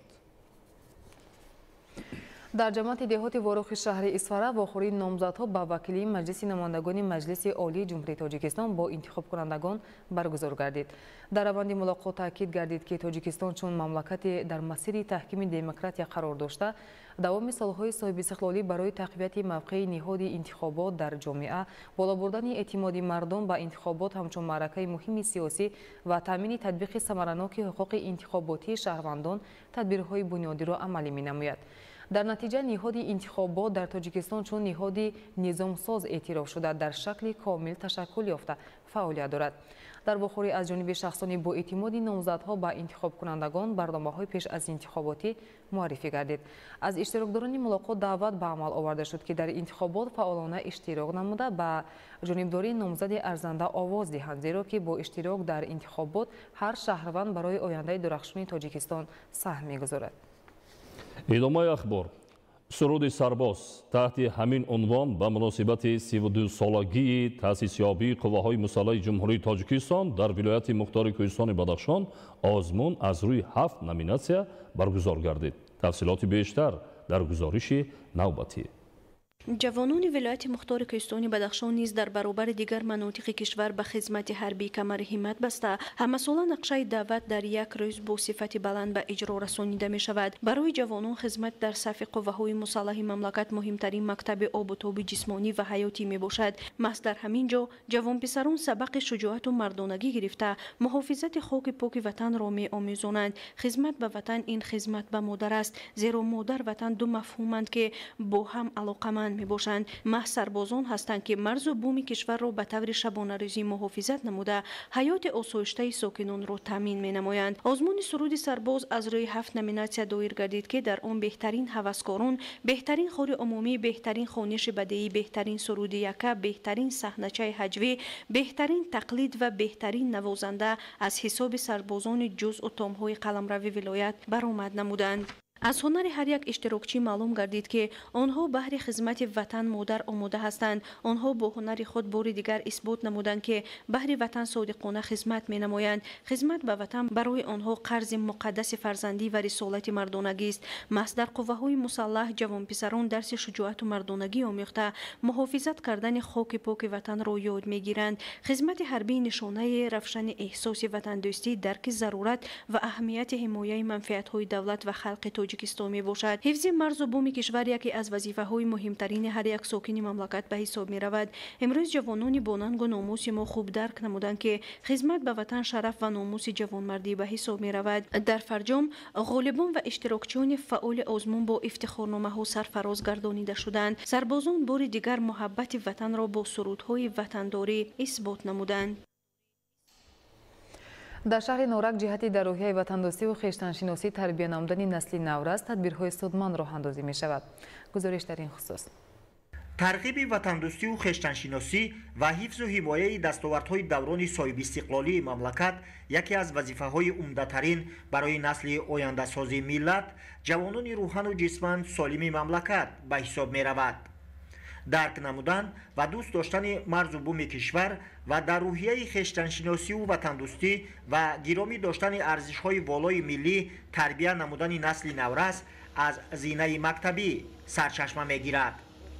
با این مقصد با ابتکار مقامات اجرایی حکومت دولتی شهر نورک، کمیته اجرایی حزب خلقی دموکراتی تاجیکستان در شهر نورک و اشتراک زیادی خوانندگان مؤسسه‌های تعلیمی شهر به یکی از قسم‌های حربی قوه‌های مسلح جمهوری تاجیکستان تشریف آورده از شرایط خدمت جوانان به آر و ناموس وطن سربازان این قسم حربی شناس گردیدند.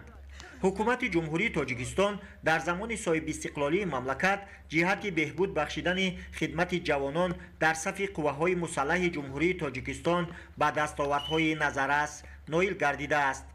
با هدایت‌های راهنمونساز پیشوای ملت، پرزیدنت جمهوری تاجیکستان سرورمانده عالی قوه‌های مسلح جمهوری تاجیکستان محترم امامعلی رحمان امروزها شرایط خدمت سربازان و افسران ارتش ملی جوابگو به طلبات دور زمان بوده در برابر بهبود بخشیدن وضع خدمت سربازان عین زمان قسم‌های حربی ارتش ملی با تکنیک و تجهیزات‌های معاصر حربی مجهز گردیدند. شرایط بهتر و ارزنده قسم‌های حربی مملکت که با دستگیری‌های پیوسته حکومت جمهوری تاجیکستان عملی کرده می‌شود، جوانان شهر و ناحیه‌های کشور را وادار می‌نماید که برای حفظ مرز و بوم مملکت و ثروت‌های ملی همیشه آماده باشند. خوانندگان مؤسسه‌های تعلیمی ریاست معارف شهر نورک در برابر شناسایی از شرایط خدمت در قسم حربی ارتش ملی همچنین با سربازان و افسران قسم نظامی واخوری سودمند نمودند. ختم کنندگان مؤسسه‌های تعلیمی شهر نورک ضمن برآمد ابراز داشتند که آنها هم آماده‌اند چون برادران خویش پس از ختم زینه تحصیلات مکتبی در صف ارتش ملی خدمت نموده از این مکتب حربی درس جوانمردی و وطندوستی را از بر می نمایند. راهبریت مقامات اجرایی حکومت دولتی شهر نورک راه اندازی چنین تدبیر را برای نسل نورس و جوانان هدفمندانه ارزیابی نموده ابراز داشتند که چنین تدبیرهای وطندوستانه طبق نقشه طرح‌ریزی گردیده در آینده هم دایر و برگزار کرده می شوند. راه اندازی چنین تدبیرهای وطندوستانه امکانیت می دهد که نسل نورس در روحیه وطندوستی و خویشتنشناسی تربیت یافته آینده همچون جوانان روحن و جسمن سالم برای خدمت نمودن در صف قوه‌های مسلح جمهوری تاجیکستان در سطح بلند آماده باشند. محمد علی عبدالکریم، شهباز غلامزاده، ایوب محمورات، نورک اخبار. идомаи ахбор имрӯз дар палатаи ҳисоби ҷумҳурии тоҷикистон нишасти матбуотӣ баргузор гардид. зимни он қайд шуд ки соли 2024 аз ҷониби аудиторони палатаи ҳисоби ҷумҳурии тоҷикистон дар вазорату идораҳо марказ ва гурӯҳҳои татбиқи лоиҳаҳои сармоягузорӣ, бонкҳо, субъектҳои хоҷагидорӣ ва дигар муассисаҳои буҷетӣ 192 чорабинии аудиторӣ гузаронида шуд. зимни он қоидавайронкуниҳои молиявӣ ба маблағи 506 миллиону 700 ҳазор сомонӣ муайян гардид. иброз гардид ки аз маблағи умумии қоидавайронкуниҳои молиявӣ зарари молиявӣ аз ҳисоби хароҷоти ғайриқонунии пулию молӣ 37,3 миллион сомонӣ, камомад ва тасарруфи воситаҳои пулию молӣ 1,6 миллион сомонӣ, изофанависӣ дар корҳои таъмиру сохтмонӣ 37,1 миллион сомонӣ ва аз фурӯш ва иҷораи амволи давлатӣ 3,2 миллион сомонӣ муайян ва барқарор карда шуд. дар маҷмӯъ он 79 миллиону 200 ҳазор сомониро ташкил медиҳад. дар давраи ҳисоботӣ дар 24 марказ ва гурӯҳҳои татбиқи лоиҳаҳои сармоягузории давлатӣ чорабиниҳои аудиторӣ гузаронида шуда, қоидавайронкуниҳои молиявӣ аз ҳисоби изофанависӣ дар корҳои таъмиру сохтмонӣ ба маблағи 14,3 миллион сомонӣ муайян шуданд. инчунин қоидавайронкуниҳои молиявӣ ба маблағи 135,1 миллион сомонӣ дар 74 субъекти хоҷагидорӣ ошкор карда шуд. قربی رسمی سامانی نسبت به دلار آمریکایی سال 2024 به اندازه 0.2% استوار گردید. در این خصوص مسئولان بانک ملی تاجیکستان امروز در نشست مطبوعاتی به خبرنگاران وطنی و خارجی ضمن نتیجه‌گیری از فعالیت نظام بانکی مملکت اطلاع داد. گفته شد که در این دوره بانک ملی تاجیکستان سیاست قربی را در رجای شناکننده تنظیم شونده به معین و اعلام کردن حدودهای تغییریابی قرب ادامه داد. ضمن توضیح وضع بازار داخلی اسعار، مسئولین بانک ملی تاجیکستان افزود که با نظرداشت وضع اقتصادی جهان قرب رسمی اسعار ملی اکثر کشورهای شریک اساسی تجارتی جمهوری تاجیکستان نسبت به دلار آمریکایی تغییر یافت. اهالی تاجیکستان هر سال 2.2% افزایش می‌یابد. تا اولی سال 2025 شماره اهالی جمهوری تاجیکستان 10,497,000 نفر را تشکیل داده است. این مطلب ضمن برگزاری نشست مطبوعاتی در اگنتی آمار نزد پرزیدنت جمهوری تاجیکستان بیان گردید. اطلاع داده شد که درازعمری نیز در مملکت زیاد گردیده است که این نشانه بالاروی سطح زندگی مردم میباشد. اینچنین عامل دیگری درازعمری رشد اقتصادی، کم کردن فوت کودکان، کم شدن فوت بین اهالی قابل مهنت، اینچنین کم شدن استعمال مشروبات و تنباکو میباشد. در نشست مطبوعاتی گفته شد که سال 2024 نسبت به سال 2023 در جمهوری با قیدگیری تولد 4.8% زیاد شده است. زیادشوی ثبت تولد در همه منطقه‌های جمهوری مشاهده می‌شود. در تاجیکستان شخصانی از 100 ساله بالا 230 نفر میباشند که 112 نفر را زنان تشکیل میدهند. نتیجه گیری از دستاوردها با دورنامه فعالیت. امروز روند فعالیت خدمات گمرکی نزد حکومت جمهوری تاجیکستان در سال 2024 با اشتراک وسیع متخصصان صاحب بررسی گردید. در همایش از جانب رهبریت خدمات گمرکی نزد حکومت جمهوری تاجیکستان و مسئولین ساختار و ریاست‌های این نهاد وابسته به فعالیت خدمات گمرکی نزد حکومت جمهوری تاجیکستان در سال 2024 معلومات مفصل دادند. تاکید گردید که در این دوره گردش تجارت خارجی به بیشتر از 8 میلیارد و 900 میلیون دلار برابر شد که نسبت به سال 2023 572.7 میلیون دلار زیاد می باشد. از جمله واردات مال نسبت به سال 2023 18.4% زیاد به قید گرفته شد. در ساختار عمومی گردش مال حصه واردات 78.4% و صادرات 21.6% را تشکیل می دهد. در سال 2024 نقشه پرداخت‌های گمرکی به مبلغ 8 میلیارد و 434 میلیون سامانی پیش بینی گردیده. بعداً با در نظر داشت وارد نمودن علاوه‌ها نقشه انیخ شده مبلغ 9 میلیارد و 134 میلیون سامانی را تشکیل داد. در اصل در این دوره با بودجه دولتی بیشتر از 9 میلیارد و 751 میلیون سامانی وارد کرده شد که آن نسبت به نقشه انیخ شده 617.6 میلیون سامانی یا خود 106.8% زیاد می باشد. یعنی نوابسته از ادامه یافتن بحران مالیوی اقتصادی در رابطه با ناگوار شدن وضع سیاسی منطقه و جهان که باعث به میان آمدن دشواری‌های زیاد هنگام انتقال بارها بین شریکان تجارت خارجی جمهوری گردید، خدمات گمرک توانست اجرای نقشه پرداخت‌های گمرکی را بر زیاد تامین نماید. خدمات گمرک من بعد نیز فعالیت خود را در سمت گسترش مناسبت‌های بین‌المللی و رشد استوار فعالیت اقتصادی خارجی تقویت بخشیده. جهت نائل شدن به مقصدهای اساسی مقامات گمرک تدبیرهای ضروری می‌اندیشد. برنامه اخبار را ادامه می‌دهیم. مرکز ملی تحصیل نزد پرزیدنت جمهوری تاجیکستان سمینارهای آموزشی را برای انتخاب کارمندان موقتی نقطه‌های به قیدگیری براه مانده است که آن تا 22 فوریه در مملکت ادامه خواهد یافت. مفصل در گزارش نوبتی. مرکز ملی تحصیل نزد پرزیدنت جمهوری تاجیکستان سمینارهای آموزشی را با مقصد آموزش و انتخاب کارمندان موقتی نقطه‌های به قیدگیری برای اشتراک داوطلبان در امتحانهای مرکزاننده داخلشوی به مؤسسه‌های تعلیمی تحصیلات میانه و عالی کسبی جمهوری تاجیکستان در سال 2025 آغاز کرد که آن تا 22 فوریه در شهر و ناحیه‌های مملکت ادامه خواهد یافت.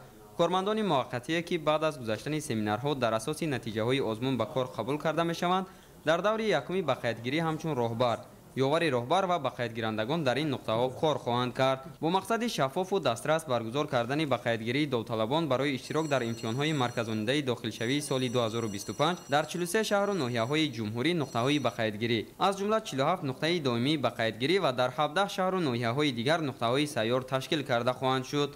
نقطه‌های مذکور که برای دور یکمی به قیدگیری داوطلبان تشکیل کرده می‌شوند از 1 مارس سال جاری به فعالیت آغاز می‌کنند. семинарҳои омӯзишии мазкур бо мақсади омӯзиши кормандони муваққатӣ ва ҷалби онҳо ба имтиҳонҳои марказонидаи дохилшавӣ дар соли 2025 роҳандозӣ гардидааст. кормандони муваққатие ки баъд аз таҳлил ва натиҷаҳои озмун ба кор ҷалб карда мешаванд, бештар ба сифати роҳбари нуқтаи ба қайдгирӣ, ёвари роҳбари нуқтаи ба қайдгирӣ ва ба қайдгиранда дар нуқтаҳои ба қайдгирӣ ҷалб карда мешавад. ин пеш аз ҳама барои дастрасӣ ба давталабон мебошад ки ҳар як давталабе ки хоҳиши аз қайд гузаштан дар имтиҳонҳои марказонидаи дохилшавиро дорад, метавонад ки саривақт ба нуқтаҳои ба қайдгирӣ мазкур муроҷиат намуда сабти ном намояд. طبق اعلان 572 نفر خواهشمند با مقصد اشتراک در آزمون انتخابی کارمندان موقتی نقطه‌های به قیدگیری عریضه پیشنهاد کردند. از این شماره موافق تحلیل و بررسی حجت‌های پیشنهاد شده 531 نفر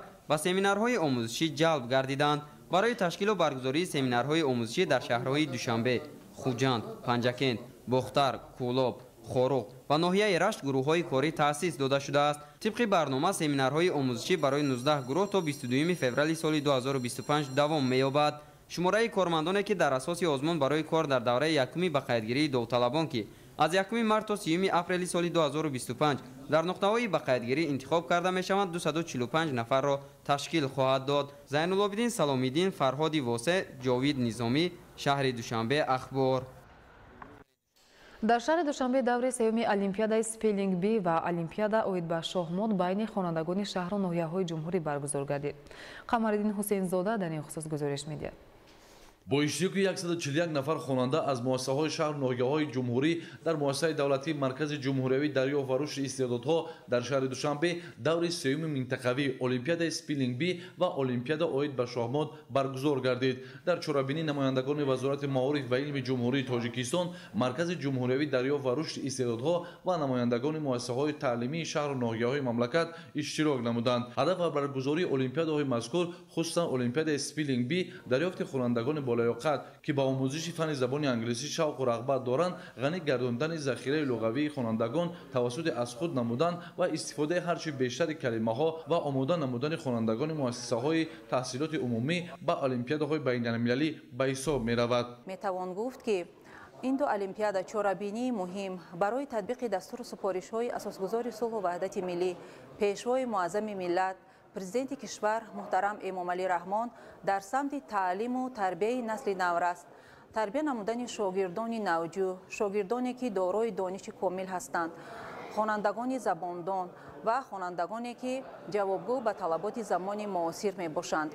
و غیر از این، چنین المپیادا امکان می دهد که صف خوانندگان لیاقتمند و صاحب استعداد باز هم زیاد گردد. در المپیادهای مذکور 74 نفر در المپیادای سپیلینگ بی و 67 نفر خوانندگان مؤسسه‌های تعلیمی المپیاد اوید به شاهمود اشتراک نمودند. باید گفت که تشکیل و برگزاری آزمون‌های فنی جهت معین نمودن استعدادهای نورز و معرفی هرچه بیشتر امکانات‌های علمی مؤسسه‌های تعلیمی زمینه مساعد فراهم می‌آورد. در دانشکده بین‌المللی لوکان کنفرانس جمهوریوی علمی نظریوی در موضوع نقش مقامات گمرک در تأمین امنیت و رشد اقتصادیات جمهوری تاجیکستان برگزار شد. گزارش در این خصوص. در تالار فرهنگی دانشکده بین‌المللی لوکانتی دانشگاه بین‌المللی سیاحی و صاحبکاری تاجیکستان کنفرانس جمهوریوی علمی نظریوی در موضوع نقش مقامات گمرک در تامین امنیت و رشد اقتصادیات جمهوری تاجیکستان برگزار کرده شد. در کار کنفرانس مسئولین دانشکده، نمایندگان خدمات گمرک، آموزگاران و دانشجویان اشتراک نمودند. ذکر کرده شد که مقامات گمرک تاجیکستان زاده دوران صاحب استقلالی جمهوری تاجیکستان بوده. در شرایط نهایت مرکب وضع سیاسی سال 1992 با دستگیری پرزیدنت مملکت محترم امامعلی رحمان تأسیس داده شده است. محض با شرافت استقلال دولتی و توجه خاصه پرزیدنت مملکت خدمات گمرک به یک ساختار کلیدی و مکمل دولتی و تکیه‌گاه بودجه مملکت تبدیل گردید. مقامات گمرک در غنی گرداندن بودجه دولتی یکی از نهادهای کلیدی به شمار رفته. نقش آن در تنظیم فعالیت اقتصادی خارجی جمهوری مهم ارزیابی می‌گردد.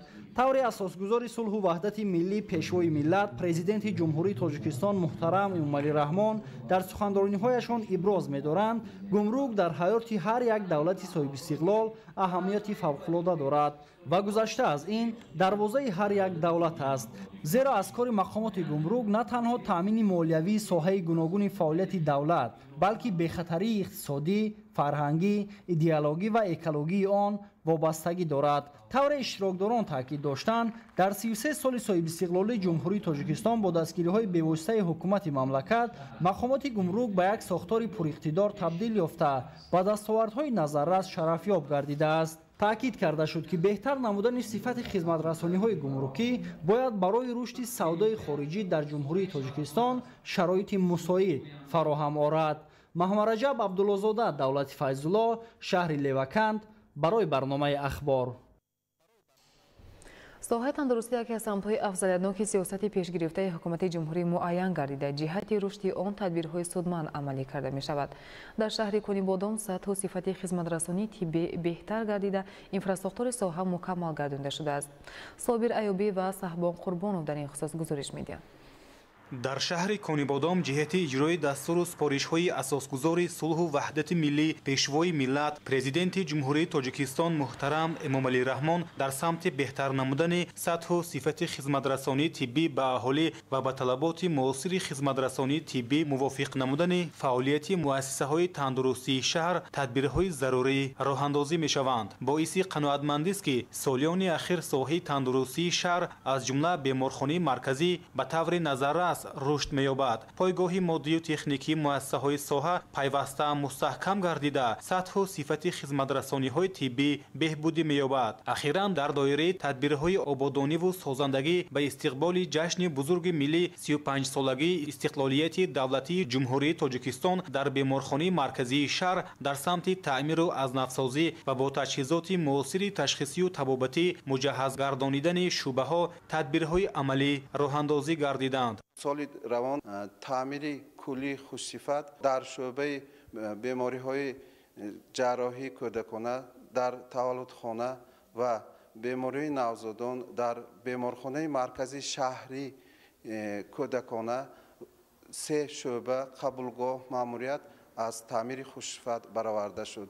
ҳамчунин дар равиши таъмир ҳозирзамона таҷҳизотҳо дастрас карда шуд. аз тарафи соҳибкарони маҳаллӣ низ як адад эндовидео ҷарроҳӣ лапароскоп барои шӯъбаи ҷарроҳӣ ва як адад фиброскоп ФГС низ тақдим карда шуд. бояд гуфт ки дар солҳои пеш таъмирталаб будани иншоот ва норасоии дастгоҳу таҷҳизоти ташхису табобат мушкилоти асосии табибон ва дигар кормандони беморхонаи марказии шаҳр ба ҳисоб мерафт. аммо дар давоми 2-3 соли охир аксари иншооти беморхонаи марказӣ таъмиру навсозӣ карда шуд. дар ин баробар дастгоҳу таҷҳизоте ворид карда шуд ки дар гузашта ба он ниёз бештар буд. танҳо давоми моҳи январи солон бо дастгирии вазорати тандурустӣ ва ҳифзи иҷтимоии аҳолии ҷумҳурии тоҷикистон ба маблағи 76997 сомонӣ таҷҳизоти муосири тиббӣ ворид карда шуд ки барои баландбардоштани сатҳ ва сифати хизматрасонии тиббӣ мусоидат хоҳад кард. мавриди баҳрабардории ниёзмандон қарор дода шудани бинои куллан таъмиру азнавсозӣ ёфта ва муҷаҳҳаз карда шудаи шӯъбаҳои ҷарроҳии кӯдакона, амрози навзодон, шӯъбаи таваллудхона ва беморхонаи бачагонаи шаҳрӣ инчунин фароҳамсохти шароити созгору заминаи хуби моддӣ техникӣ имкон медиҳад ки сатҳу сифати хизматрасонии тиббӣ низ беҳтар гардад. ҳамин зайл кормандони беморхонаи марказии шаҳри Конибодом баҳри амалӣ намудани барномаҳои солимӣ нерӯи худро дариғ надошта кӯшиш ба харҷ медиҳанд ки дар нигаҳдории сиҳатии мардум саҳми арзанда дошта бошанд. Собир Айёбӣ, Саҳбон Қурбонов, шаҳри Конибодом, ахбор. дар ноҳияи дӯстӣ бо иштироки ҷавонони фаъол ҳамоиш баргузор гардид. ҳамкорони мо гузориш медиҳанд. дар оғоз иштирокчиёни чорабинӣ аз дастовардҳои яксолаи ҷавонони ноҳия дидан карда, саҳми онҳоро дар рушди варзиш ва баланд бардоштани обрӯву нуфузи мамлакат хуб арзёбӣ доштанд. Дар кори конференсия масъулини мақомоти иҷроияи ҳокимияти давлатии ноҳия, ташкилоти ҷамъиятии ҷавонон созандагони ватан, кумитаи иҷроияи ҳизби халқии демократии Тоҷикистон дар ноҳияи дӯстӣ ва ҷавонони фаъолу гирандагони стипендияи президентӣ иштирок намуданд. Баромадкунандагони конференсия зимни суханронӣ нахуст аз таваҷҷӯҳ ва дастгириҳои рӯздафзуни пешвои миллат муҳтарам Эмомалӣ Раҳмон нисбати ҷавонон ёдовар гардида, иброз доштанд ки ин қишри ояндасоз ва нерӯманди ватан пайваста зери ғамхориҳои роҳбарияти олии кишвар қарор гирифта аз ҳама ҷиҳат дастгирӣ меёбанд. имрӯз ҳукумати мамлакат ба ҷавонони ин диёр боварии комил дорад, зеро рушду нумӯ ва ояндаи ин миллату давлат аз онҳо вобастагии калон дорад. ҳамин аст ки ҳамасола баҳри онҳо шароити кору фаъолият фароҳам сохта, ҷавононро дар тамоми корҳои ҷамъиятӣ ва ободониву созандагӣ ҷалб менамоянд. қайд гардид ки дар ноҳияи дӯстӣ низ барои ҷавонон тамоми имконоти фаъолият ва кору таҳсил фароҳам буда, онҳо дар ҳамаи иқдомҳои ободониву сабзу хуррамгардонии кӯчаву маҳал тавассути баргузории аксияҳо ва ҳашарҳои дастаҷамъона саҳми арзанда мегузоранд. шумораи умумии ҷавонони ноҳия 37307 нафарро ташкил медиҳад ки 29% аҳолии ноҳияро дар бар мегирад. гирандагони стипендияи президентӣ бошад 39 нафар мебошанд ки пайваста аз ҷониби пешвои миллат муҳтарам Эмомалӣ Раҳмон дастгирӣ меёбанд. таъкид гардид ки ҳизби халқии демократии Тоҷикистон аз рӯзҳои аввали таъсис ба масъалаи ҷавонон аҳамияти аввалиндараҷа зоҳир менамояд. ин аст ки яке аз самтҳои асосии барномаҳои ҳизбро сиёсати бунёдкоронаи он масъалаи кор бо ҷавонон ташкил медиҳад. ҷавонони сарбаланди Тоҷикистони озоду соҳиби истиқлол, аъзои ташкилоти ҷамъиятии ҷавонон созандагони ватан ҷиҳати ҳифзи арзишҳои фарҳанги миллӣ, беҳбуд бахшидан ба ҳаёти сокинони кишвар, бахусус ҷавонон ҳамеша талош меварзанд. дар анҷоми чорабинӣ ба як қатор аъзоёни ташкилоти ҷамъиятии ҷавонон созандагони ватани кумитаи иҷроияи ҳизби халқии демократии Тоҷикистон дар ноҳияи дӯстӣ сипоснома тақдим карда шуд. бинандагони гиромӣ, нашри муфассали барномаи иттилоъоти ахбор хотима меёбад. ба шумо зиндагии ободу осоиштаро таманно дорем. саломат бошед. салом бинандагони гиромии шуморо бо вазъи ҳавои мамлакат барои пагоҳ 13 феврали соли 2025 шинос менамоем. мутахассисони агентии обу ҳавошиносии мамлакат иттилоъ медиҳанд ки дар вилояти мухтори кӯҳистони Бадахшон ҳавои тағйирёбандаи бебориш дар назар аст. ҳарорати ҳаво дар ғарби вилоят шабона 7-12 дараҷа хунук, рӯзона аз 2 дараҷа хунук то 3 дараҷа гарм мешавад. дар шарқи вилоят шабона 25-30 дараҷа хунук ва рӯзона 8-13 дараҷа хунук мешавад. дар вилояти Хатлон ҳавои тағйирёбандаи бебориш пешгӯӣ шуда дар ноҳияҳои алоҳида туман мефарояд. ҳарорати ҳаво дар водиҳо шабона 5 дараҷа гарм ва рӯзона бошад 9-14 дараҷа гарм мешавад. дар ноҳияҳои доманакӯҳӣ шабона аз 4 дараҷа хунук то 1 дараҷа гарм мешавад ва рӯзона 3-8 дараҷа гарм мешавад. дар вилояти Суғд ҳавои тағйирёбандаи бебориш пешгӯӣ шуда дар ноҳияҳои алоҳида туман мефарояд. ҳарорати ҳаво дар водиҳо шабона 5 дараҷа гарм ва рӯзона 2-7 дараҷа гарм мешавад. дар ноҳияҳои кӯҳӣ шабона 6-11 дараҷа хунук, рӯзона аз 2 дараҷа хунук то 3 дараҷа гарм мешавад. дар ноҳияҳои тобеи ҷумҳурӣ ҳавои тағйирёбандаи бебориш пешгӯӣ шуда дар ноҳияҳои алоҳида туман мефарояд. ҳарорати ҳаво дар водиҳо шабона аз 2 дараҷа хунук то 3 дараҷа гарм, рӯзона бошад 6-11 дараҷа гарм мешавад. дар ноҳияҳои кӯҳӣ шабона 7-12 дараҷа хунук ва рӯзона 2-7 дараҷа гарм мешавад. дар шаҳри Душанбе ҳавои тағйирёбандаи бебориш пешгӯӣ шуда туман мефарояд. ҳарорати ҳаво шабона аз 1 дараҷа хунук то 1 дараҷа гарм, рӯзона 9-11 дараҷа гарм мешавад. бинандагони гиромӣ, дар ҳама гуна вазъи ҳаво ба шумо таби хушу болидаро таманно дорем. хайр, саломат бошед.